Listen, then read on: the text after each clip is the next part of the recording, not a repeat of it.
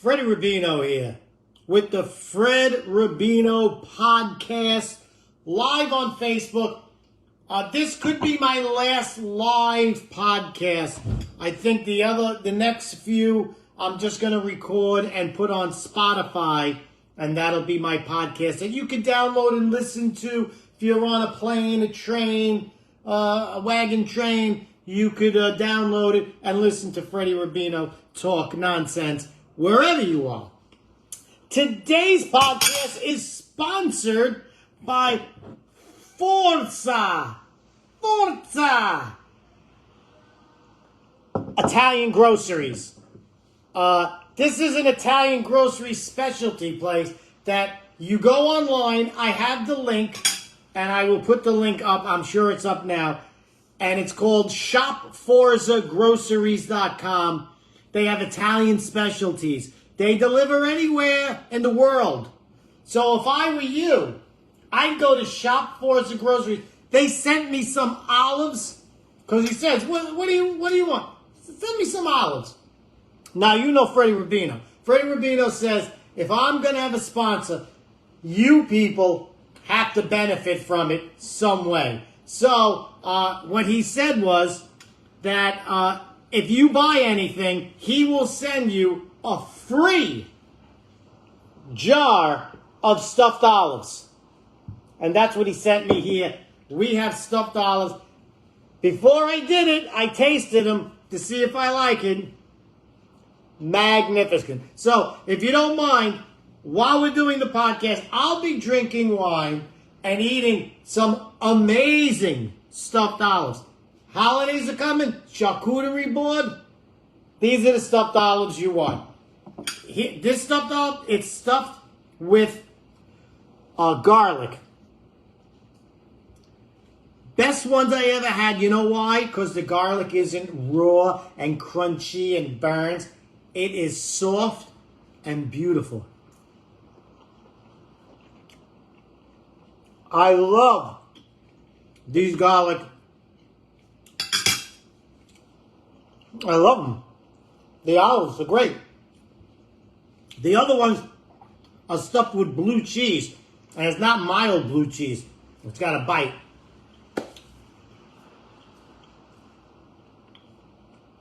I love Italian food. They'll deliver anywhere. So, let's get to the podcast. Today, my podcast is about giants. Giants. I often wondered about it and had a fascination with all these stories about giants. Can it be true? Were there really giants? From what I've read and what I've seen, I say yes. And I think it's the most amazing thing in the whole world that we are living in a time where you can get any kind of information. And if you just look into it that much, you could pretty much prove that giants were alive on this earth not too long ago. I mean, it was from the beginning of time, but up until very recently. Let's get into it, okay? Anytime I mention the Bible, I'm going to tell you one thing. The Bible, historically, you don't have to, you don't believe it, you don't think, I don't care. I'm not here to figure you out. I'm just here to prove about giants. I mean the real giants, not the New York Giants, not the giant clam from the B-52s, okay? Not your sister's giant ass. No. Real giants. So, when I talk about the Bible, I'm saying that the Bible, historically, has never been disproven. Think about that. There is nothing historically in the Bible that someone has disproven. Every single person, every single place, every single episode has never been disproven, And archaeology has proven many, many, many things that happened that were previously thought not to be. I think my favorite ones are the Forza blue cheese olive. Oh, the blue cheese is such a good blue cheese. And then the olive is the most healthiest thing you could eat. Okay, so remember Popeye? Okay, what kept them young? Olive oil. So, okay. The Bible talks about giants many times. Many times. Why? Why would they talk about giants if it didn't happen? The reason being, it happened. So, when we see that the Bible says something historically, then we got to take that into consideration because it's the most correct historical document that has ever been on this planet. Boom. Bible says it. Okay, that's enough for most of my crowd, right? Okay. Now, by the way, let me just say another thing about this because I'm really hot on this now. You see the juice in it? Do you make martinis? A dirty martini? A dirty martini with the juice of the blue cheese olive is the most amazing martini you could make. But there's one better. I'll show it to you in a little while. It's the hot stuffed pepper. That in the martini is amazing. Okay, let's go on. Let's go past the Bible. What else talks about giants? There is a Jewish historian, the most famous Jewish historian, who wrote down all kinds of historical facts. I believe it was like 100 years after Jesus, after the time of Jesus, after Jesus' death. So Josephus writes, I'll read it to you. This is in Josephus' writings, which Jewish people hold as the highest regard and as fact. He wrote, there were till then left the race of giants.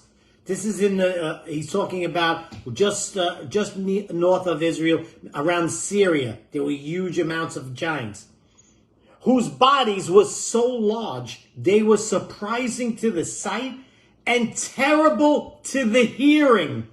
So they must have been like your mother-in-law on Thanksgiving.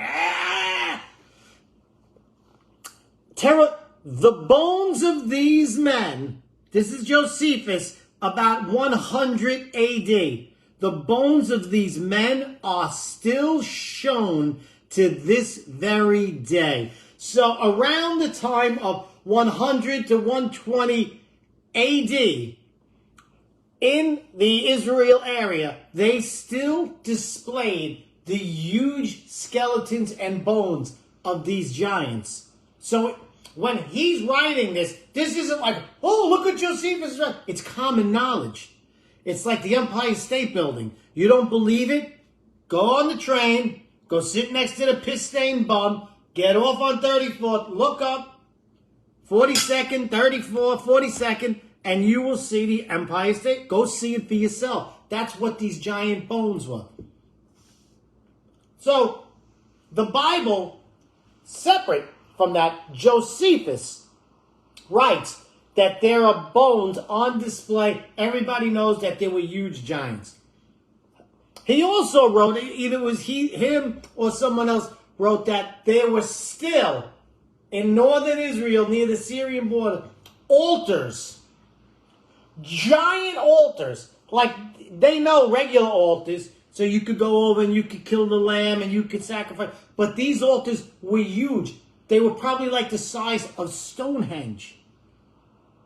And that was their altars. They were the altars of the giants. And I believe they were still there maybe 100 to 200 years ago, those altars. If not, they're still there. I'm telling you, there's evidence that you will not believe that there are still giants, that there were giants roaming the earth. And it's been suppressed. I'll tell you a little bit why in a minute. But I'm going to have one of these hot olives. Okay? They're stuffed with like jalapeno, whatever. They're not that hot. They're just perfect.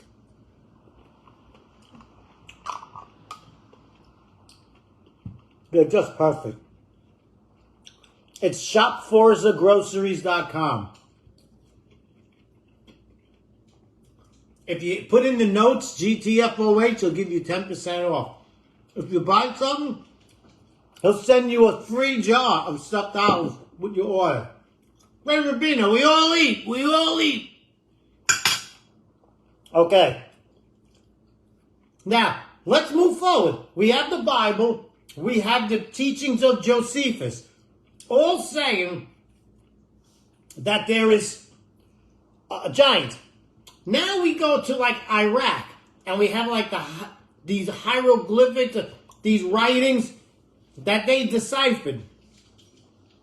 There's the tale of Gilgamesh, which is about 5,000 years old. And the tale of Nimrod, who built the Tower of Babel. Both in the writing say they were giants. They didn't say their whole family was giants. They didn't say their father was. Nimrod was a giant. And they have pictures in there of hieroglyphics and ancient pictures of Nimrod and people not even up to his waist. They have pictures of Nimrod holding a tiger by a lion by the throat. Why would they put that? Unless it was true. And the same thing with Gilgamesh. He was a giant. They go out of their way to say he was a giant. And all the pictures of him depict him as a giant. Amongst men, amongst animals. So we got a lot. There are people who accept this fact. If one thing is found somewhere to say something, they go, oh, look, it says this about this person. It's a fact. There's so much evidence.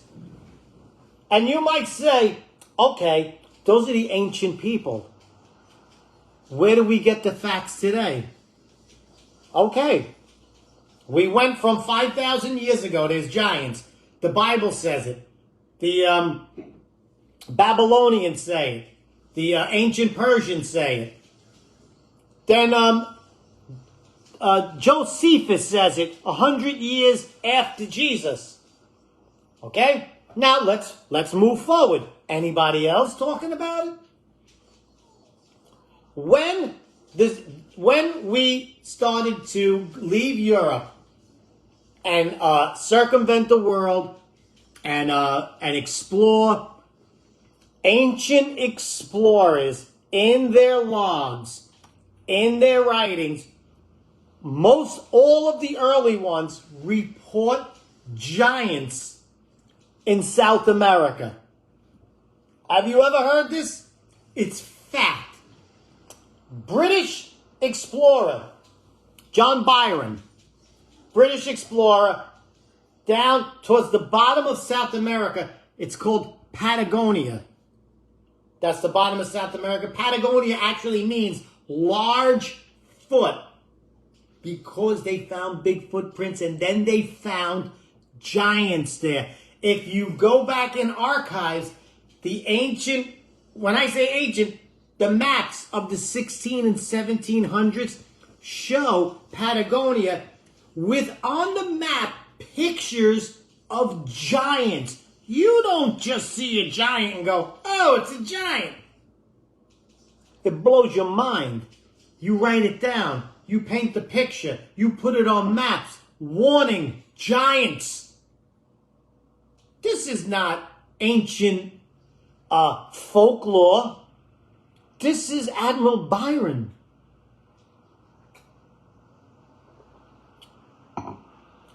He didn't have good wine like that, I'll tell you that. So he's writing in his diary of giants. of 9-foot tall giants. Huge people. Move. Magellan. Magellan sails around the bottom of South America. It's called now the Straits of Magellan. In Magellan's writings, he writes that he saw on the shore a giant, naked, whoa, a little funky these giants, rubbing his head in all kinds of dirt, jumping around, going crazy.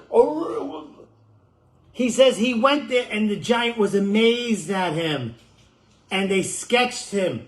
And he wrote in his diaries that there were at least 10 giants, 9 foot to 11 foot tall. Magellan. This is a man who was meticulous, writing his maps, writing his logs. We knew what Magellan ate on the boat, and he goes out of his way to say, not only has he heard of that giants, but he met them.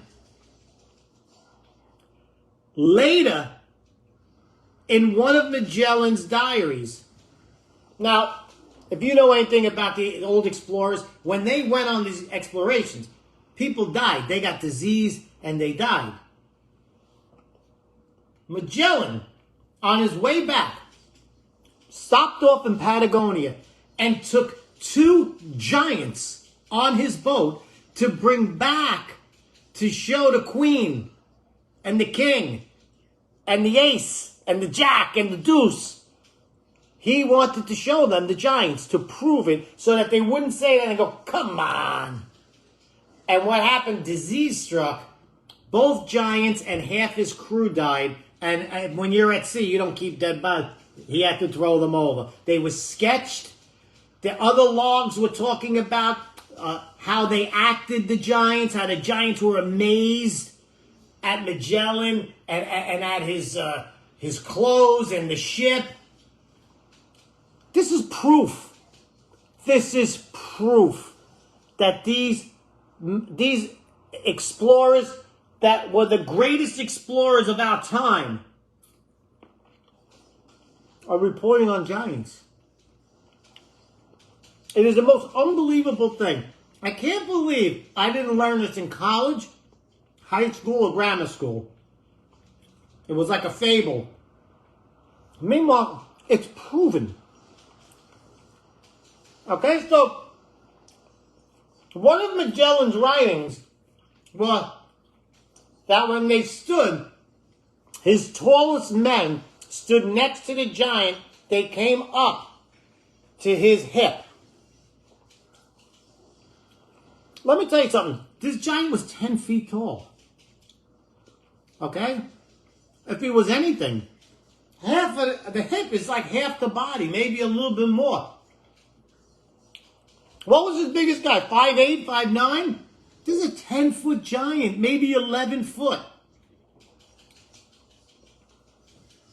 How could this be suppressed? I'll tell you how in a little while. And it'll blow your mind. And it has something to do with today. See, misinformation has been around a long time. So, we have all of these things. Now, in Utah, in the 1920s, I want to say, they were digging around the cave and they found human remains. They found the remains in a cave in Utah of giants. 9 foot tall, 8 foot tall, to 11 foot tall, 9, 10, 11 foot tall. Giants. Skeletons. In the newspaper, they stopped to dig. They found artifacts too. They found spearheads this big. They said the person who had that spearhead had to be 10 foot tall and jacked in order for him to just have a spear like that. Okay? They still have the artifacts in Utah in the in museums. Okay? They still have The sandals, they had sandals buried next to them. The sandals were big enough that it would today be a size 30 next to this person. The sandals are still on display. Now, the skeletons, it was petitioned by the local Pyute Indians, I believe, are there. And they told them, you have to rebury that. Those people have to be reburied. They were on our land, and they were forced to. Me, I think someone put them up to it, like they put up the bullshit with the Washington Redskins. They did that just to get rid of that evidence. But the artifacts are still there. The artifacts are huge. And there was one thing that they said, that some of them still had hair. And the hair was red. And one of the Pyute women from the 1800s had some of the giant's hair woven in to her necklace. And she used to give, in the 1800s, lectures about the giants that they fought, that the Pyute Indians used to fight. Now, this is in the 1900s that we've discovered this. There have been discoveries all over the United States of skeletons. Okay, I'm going to save that to the last. But let's get back to Utah and the Indians. The Indians there were the Pyute Indians, and they had a tradition that they were fighting these giants. They said that the giants had 2 sets of teeth. Not like your grandmother, who has one in the cupboard and one in the drawer. No. They had 2 rows of teeth, like sharks. They were 9, 10, 11 feet tall, red hair. They had 6 fingers and 6 toes, and they were cannibals. And that's why the Indians had to get rid of them. They were coming in and eating the Indians. Could you imagine 10-foot tall, red-haired monsters, 2 sets of teeth, 6 fingers, and eating your population? Okay. This is in the Pyute lore for hundreds of years. When they excavated the Utah cave where they found these things, they said that there was all burn marks, all burns. And the Pyute said that they found the last few giants, they trapped them in the cave, they put all wood, they lit it on fire, and then the thing collapsed. And that's been for hundreds of years, and science just confirmed the whole story. So what did they do? They go out and they look at all the other Indians in the West. Every single Indian tribe talks about red-haired giants that were cannibals with 2 sets of teeth and 6 fingers. All of them. All of them. Not one, not two, all of them talk about these giants that roamed the United States. Do you need more evidence than that? The hot ones. I am hooked on these hot ones. Okay? Forza. Listen, do yourself a favor. It's the holidays. Get yourself a couple of jars of these olives stuff. He'll send you an extra one free. You put it on the charcuterie board. 99% of you will reorder it. And I bet you everyone who has it with the charcuterie is going to say, these are fantastic. Where'd you get them? Tell them Freddie Rubino down here. ShopForzaGroceries.com. So, all of these Indian tribes all say the same. And this, I love this fact. You're going to love this. When you grew up and you watched the cowboy movies and they would see the Indians, before you would get to the Indians, you would stand off to the side, right? And what did the Indian do? He went, how? Right? You know where they get that from? Because of the giants. Because the Indians didn't trust anybody after that. So, before you approached, you held your hand up to see if there was 6 fingers. If you held your hand up and there were 5, we'll talk. 6, zing, zing, zing. Understand? That's how the Indian signal, before you approach them, came to be. Because they grew up with these 6-fingered, crazy, red-haired giants that ate people. Oh, is that the coolest? And it all makes sense. It all makes sense. Now, to finish this off.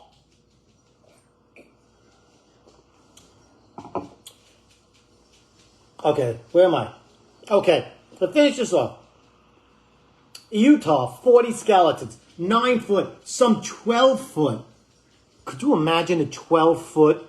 And I'm not talking 12 foot really skin. An animal. 2 sets of teeth.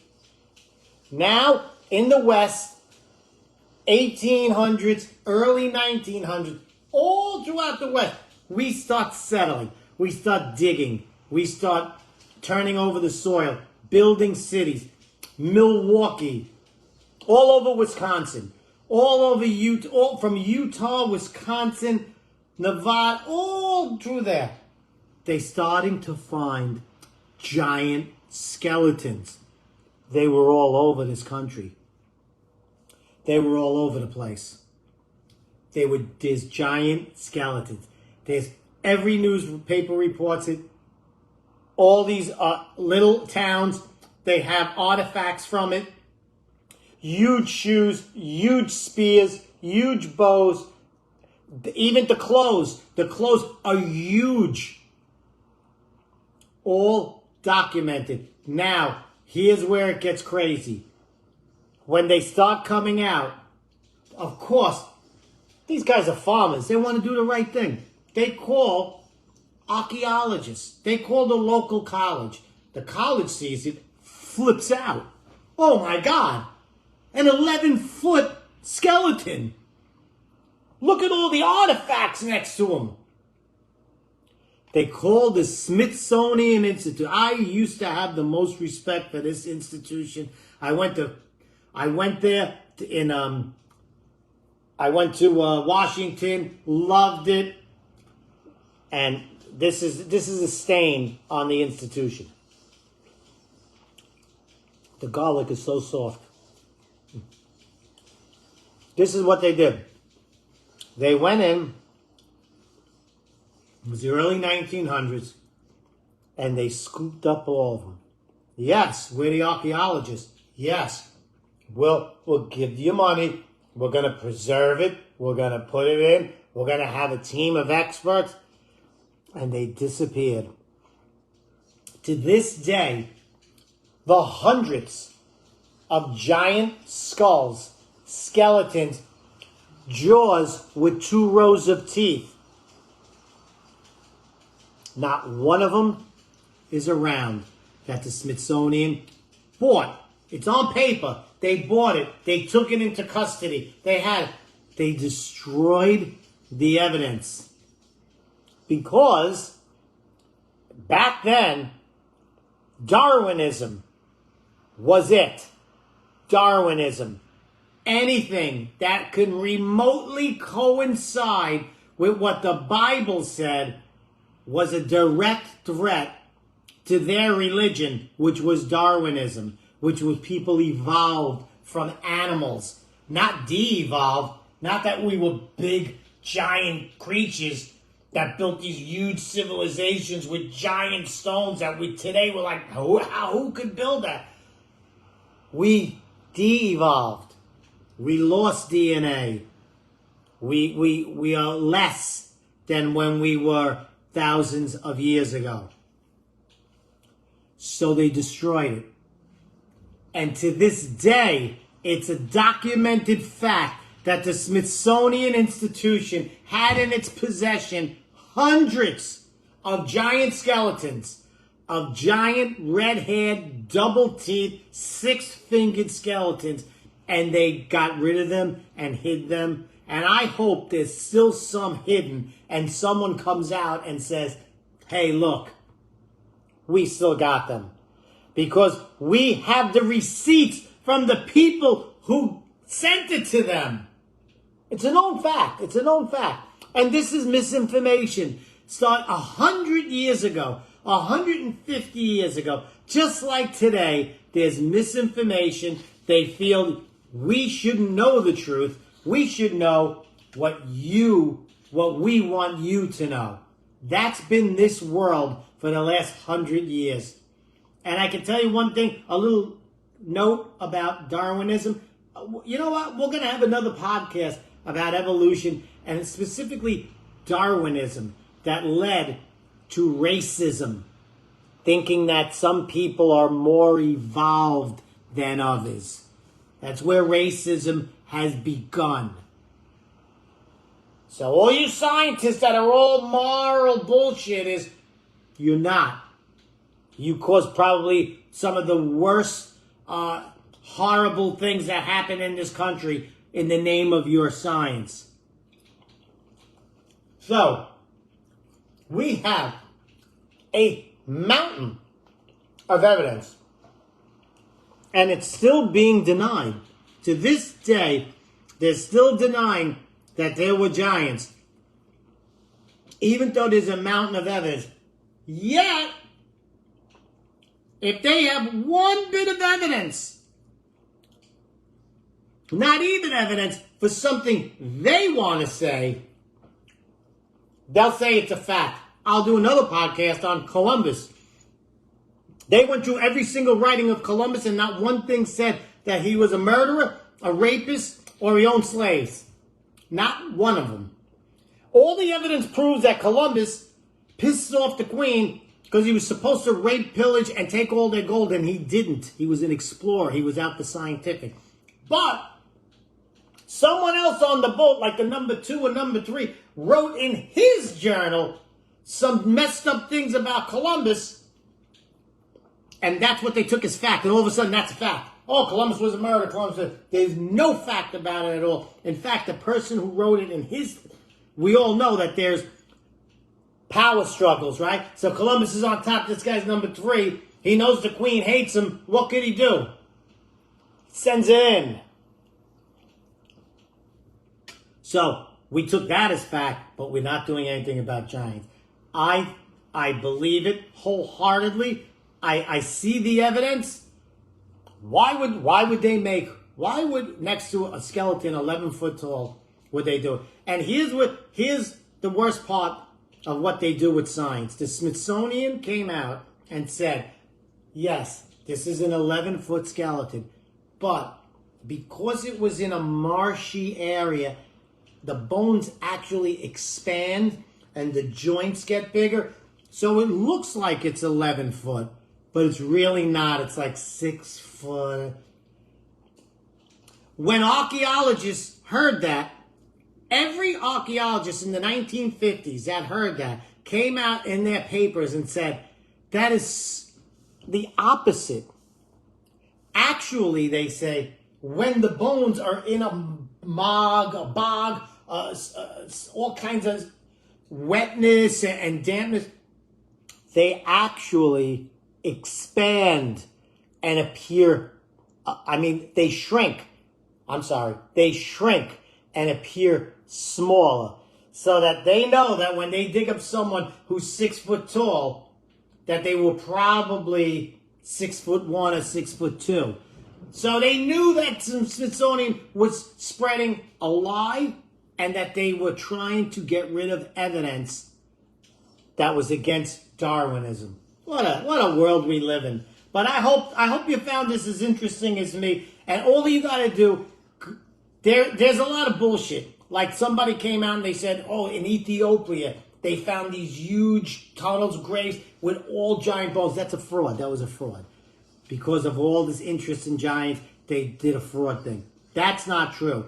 But if you research the giants that were found in North America and especially South America, where it was documented that there were many, many accounts of explorers saying that there were giants there in the 15 and 1600s. It's common knowledge. Why ain't we teaching this to kids? Why don't kids know the truth? How are we going to go further in science or in our society without teaching kids the truth? Kids, how are they going to get interested in paleontology and in archaeology if they're fed bullshit and lies? Let's spark their interest with the truth. So I want to thank shopforzagroceries.com. Go there. The link is right up here on this. And I want you to buy the stuffed olives. My favorite's the blue cheese. Okay? It's really good blue cheese that's in it. Then I want you to take the liquid of all of them and use them in your martinis. The charcuterie board is out. Your Forza, there's all kinds of delicacies, by the way. It's not just olives. They have all kinds of Italian delicacies, even charcuterie. You can order for the holidays. These are just the things that I got.